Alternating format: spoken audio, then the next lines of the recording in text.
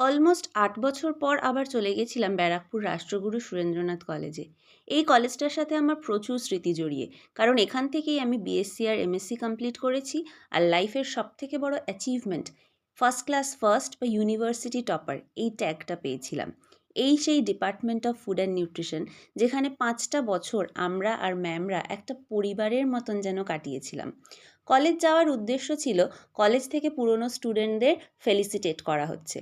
এই মেমেন্টোটা রিসিভ করলাম, টিচারদের সবার সাথে দেখা করলাম।